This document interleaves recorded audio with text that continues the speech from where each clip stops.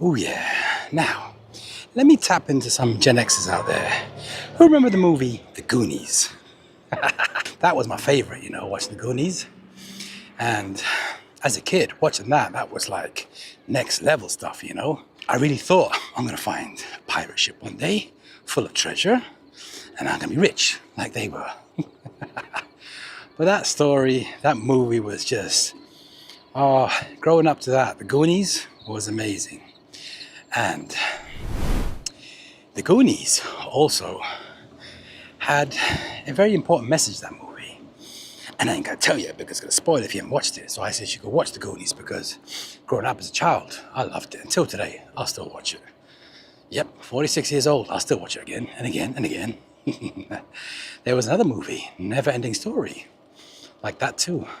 That's more a fantasy movie, making you feel like with fairies somewhere.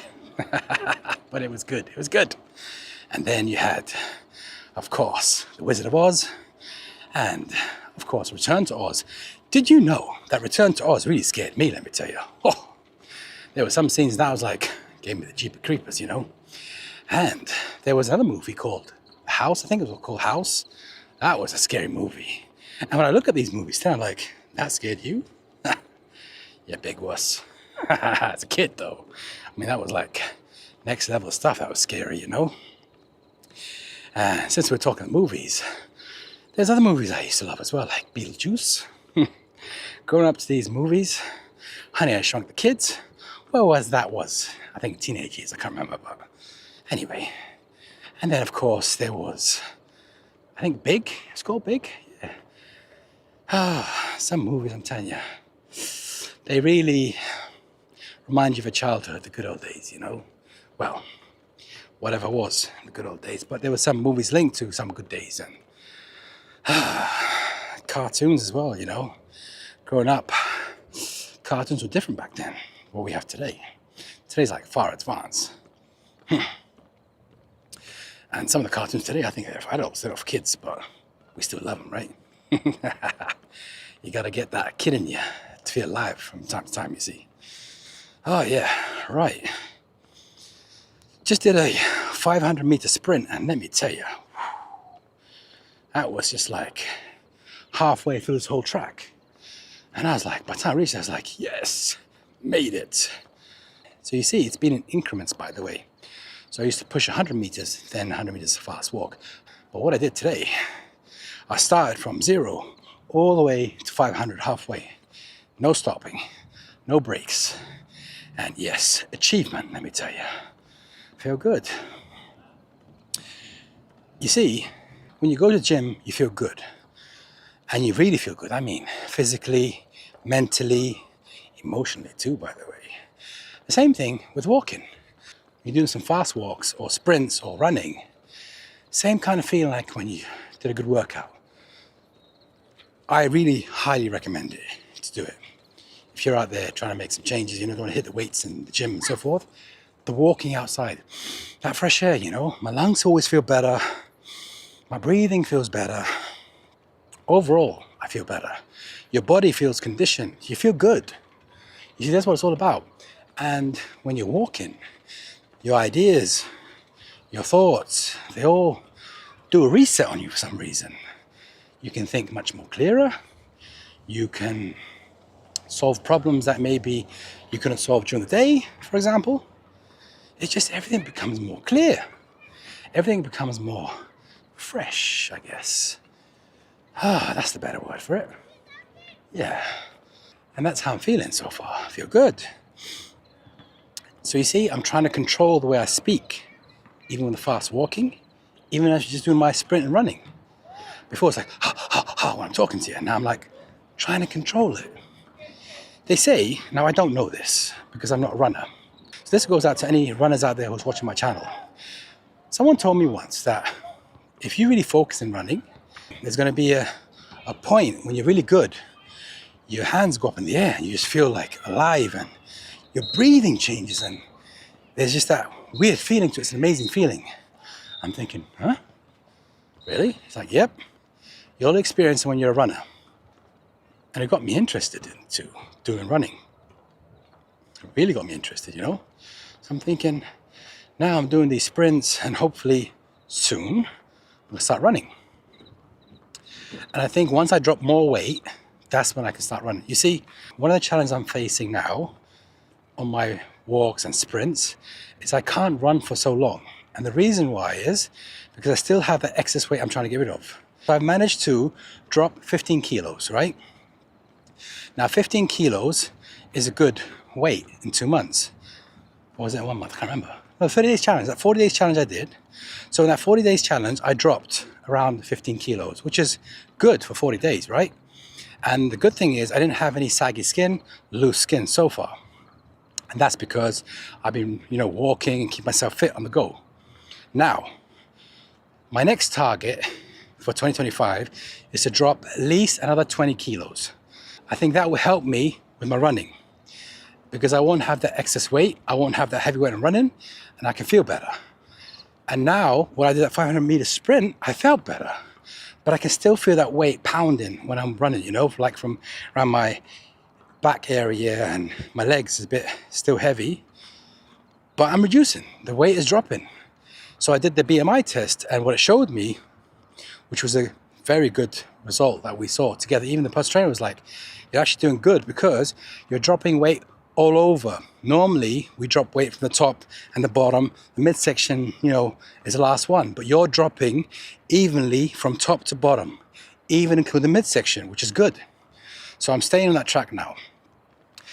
And, since that 40-day challenge, there was no carbs, no sugars. So I've slowly started injecting carbs as I've completed that challenge now, just recently. I've been tapping here and there with some rice, potato, and some carbs here and there, but not like I used to. Now you see, with this change, I'm monitoring my glucose through the glucose sensor that I have attached to me. And anything that goes above 200, I know that's my limit. And the good thing is so far, I've always kept it below that. Now, I may go into the orange zone, and that's going about 190, 195, 200, but it won't stay there for long. It drops back into the normal glucose range. That's been a good thing. And I'm really proud of myself because, I'm going to be coming up to 90 days soon. And that's my glucose levels are back to normal. I am now considered as a person that's non-diabetes 2 anymore.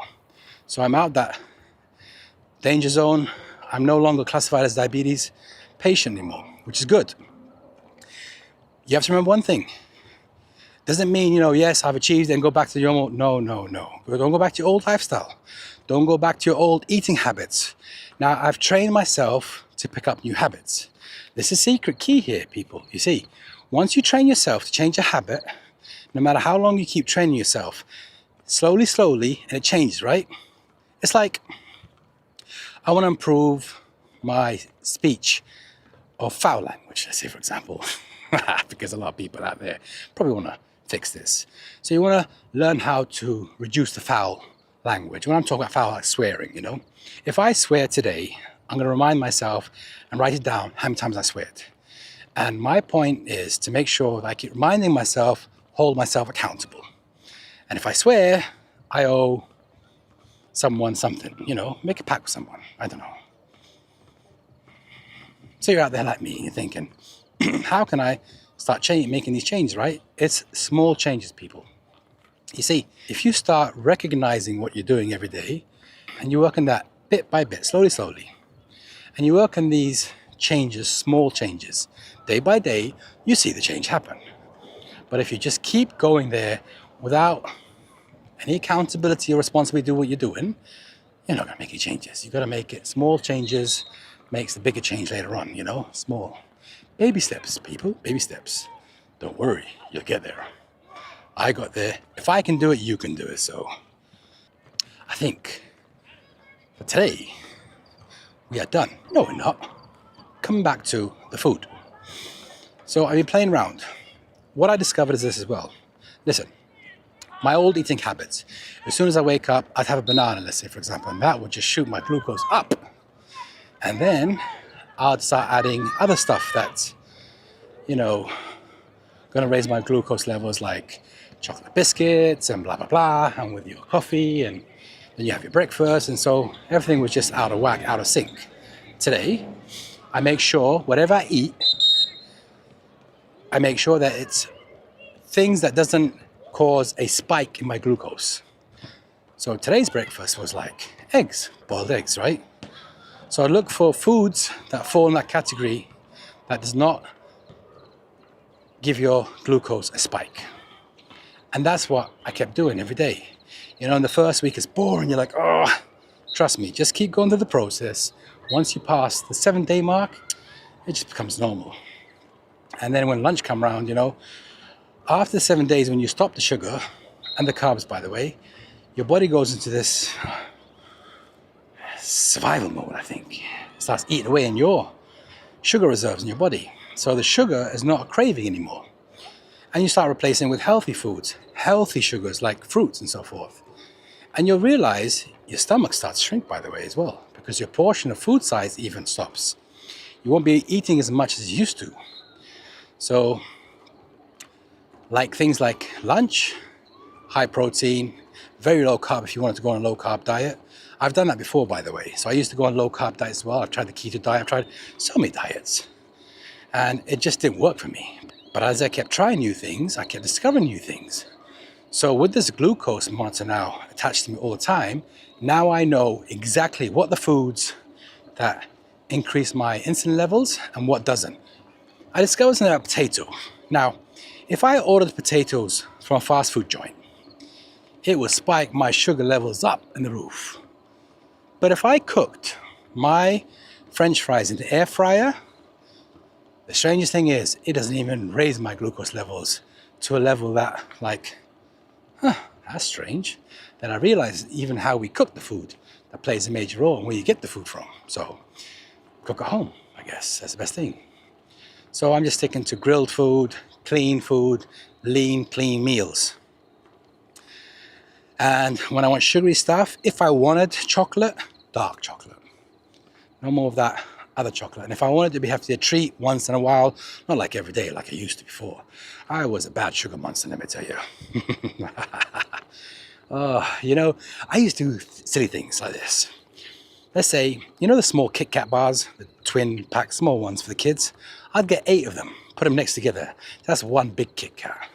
Trying to convince myself that that's normal. That ain't normal. And that's what you call abnormal. Because I was convincing myself it was good for me and I needed it. And I actually believe and convinced myself that I needed that. When in actual fact, today I look back and thinking, you actually programmed yourself to do that. You didn't need it. Your body was resisting it, but you kept forcing it down there. That brings me to a topic of a habit that I picked up as a kid.